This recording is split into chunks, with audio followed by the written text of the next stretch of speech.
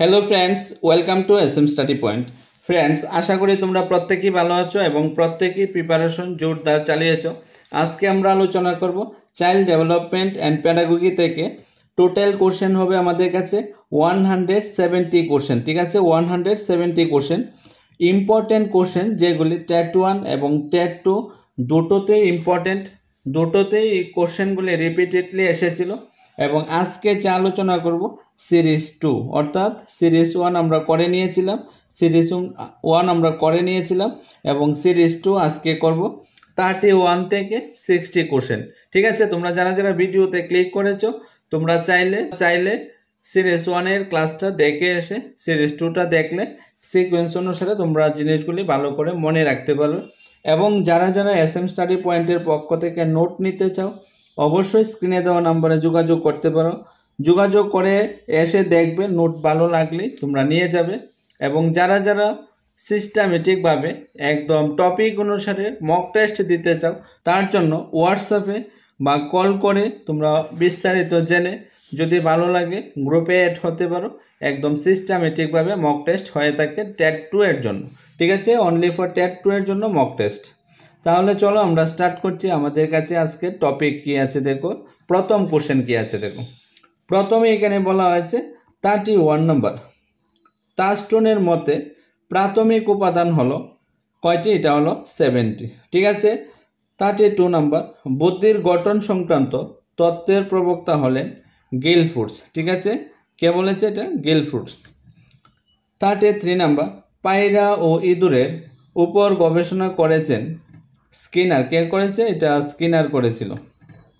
34 নম্বর, পেভলভের তত্ত্বটিকে বলা হয় টাইপ 1 শিক্ষণ। পেভলভের তত্ত্বটিকে কি বলা হয়? টাইপ 1 শিক্ষণ বলা হয়, ঠিক আছে? নেক্সট আমাদের কাছে কি আছে দেখো।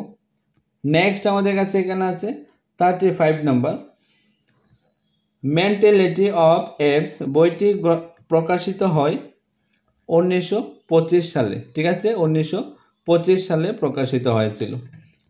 36 নম্বর, স্কিনারের তত্ত্বটি হলো অপারেন্ট অনুবর্তন, ঠিক আছে? এটা কি? অপারেন্ট অনুবর্তন। 37 নম্বর, কোটারি কমিশন গঠিত হয় 1964 থেকে 1966 সাল পর্যন্ত, ঠিক আছে? 64 থেকে 1966 সাল পর্যন্ত। 38 নম্বর, উচ্চতর মাধ্যমিকের সময়সীমা কত? এটা হবে 2 বছর, ঠিক আছে? 2 বছর। শিক্ষাকে মনোজগতের আলোর উৎসের কেন্দ্রবিন্দু বলা হয়েছে কোথায়? এটা হবে বেদের মধ্যে বলা হয়েছে, ঠিক আছে? বেদে। আমাদের কাছে নেক্সটে কি আছে দেখো, 40 নম্বর। 40 নম্বরে কি বলা হয়েছে? জ্ঞানের মতো এত পবিত্র অন্য কিছু বস্তু পৃথিবীতে নেই, ঠিক আছে? এটা কোথায় বলা হয়েছে? এটা হবে গীতার মধ্যে বলা হয়েছে, ঠিক আছে? 41 নম্বর, শব্দের তীব্রতা পরিমাপের একক হলো ডিবি ডেসিবেল, ঠিক আছে? DB decibel. 42 নম্বর, অকটেট ব্যান্ড নামক যন্ত্রের সাহায্যে পরিমাপ করা হয় বধিরত্ব, ঠিক আছে? কি পরিমাপ করা হয়? বধিরত্ব পরিমাপ করা হয়। 43 নাম্বার, কলকাতায় হিন্দু স্কুল স্থাপিত হয় 1817 সালে, ঠিক আছে? 1817 সালে। নেক্সট কি আছে আমাদের কাছে দেখো। নেক্সট এখানে বলা হয়েছে 44 নাম্বার, ভারত প্রতীক বলা হয় রামমোহন রায়কে, ঠিক আছে? কাকে? রামমোহন রায়কে। 45 নাম্বার, কথামালা রচনা করেন বিদ্যাসাগর। কে রচনা করেছিলেন? বিদ্যাসাগর রচনা করেছিলেন। 46 নাম্বার, বুনিয়াদী শিক্ষার মূল ভিত্তি এটা হবে হস্তশিল্প, ঠিক আছে? হস্তশিল্প, ঠিক আছে? নেক্সট আমাদের কাছে কি আছে? 47 নাম্বার, মনে প্রাণে সর্বোদয় সমাজ প্রতিষ্ঠা করতে চেয়েছিলেন গান্ধীজি। কে চেয়েছিলেন? গান্ধীজি চেয়েছিলেন। 48 নাম্বার, সোম প্রকাশ পত্রিকা প্রকাশ করেছিলেন বিদ্যাসাগর। কে প্রকাশ করেছিলেন? বিদ্যাসাগর প্রকাশ করেছিলেন। নেক্সট কি আছে দেখো,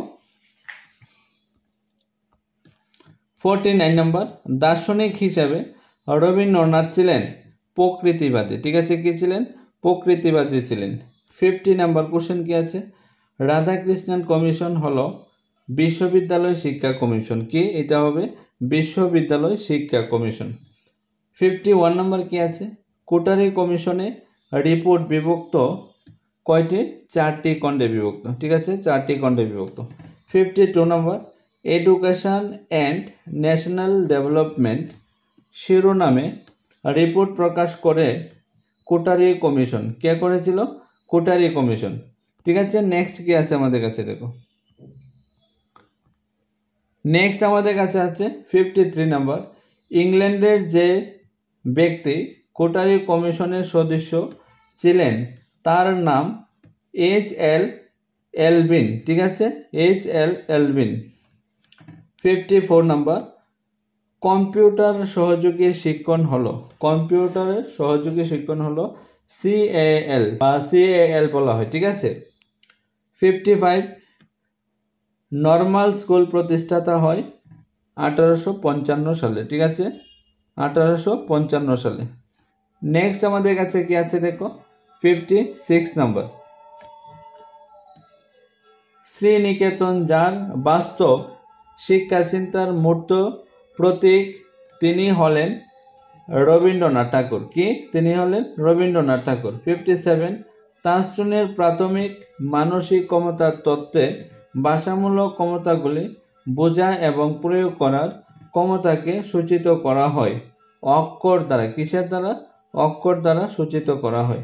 নেক্সট আমাদের কাছে কি আছে দেখো, আমাদের কাছে আছে 58 নম্বর, দ্বি উপাদান তত্ত্বের প্রবক্তা স্পেয়ারম্যান। কে? এটা হবে স্পেয়ারম্যান। ঠিক আছে, আমাদের কাছে 59 নম্বর, লক্ষ্য সামনে রেখে কাজ করাই বুদ্ধিমানের কাজ, জন ডিউ বলেছিল। কে বলেছিল? জন ডিউ। 60 নম্বর, পরিবর্তনশীল পরিবেশের সঙ্গে সঙ্গতি বিধানই হলো শিক্ষা। এটা কে বলেছিল? প্রকৃতিবাদী দর্শনের বক্তব্য। ঠিক আছে, এটা হলো প্রকৃতিবাদী দর্শনের বক্তব্য। ফ্রেন্ডস, এই ছিল আমাদের 31 থেকে 60টা যে কোশ্চেন। এইভাবে আমাদের সিরিজ 3, 4 এইভাবে চলতে থাকবে। তোমাদের কাছে যদি ক্লাসটা ভালো লেগে থাকে, একটু উপকারে এসে থাকে, তোমরা ক্লাসটা বিভিন্ন জায়গাতে শেয়ার করতে পারো। এবং যারা যারা এখনও SM স্টাডি পয়েন্ট চ্যানেলটাকে সাবস্ক্রাইব করে রাখোনি, অবশ্যই সাবস্ক্রাইব করে রাখতে পারো, টেটের রিলেটেড যে কোনো আপডেট পেতে এবং টপিক অনুসারে ভিডিও পেতে।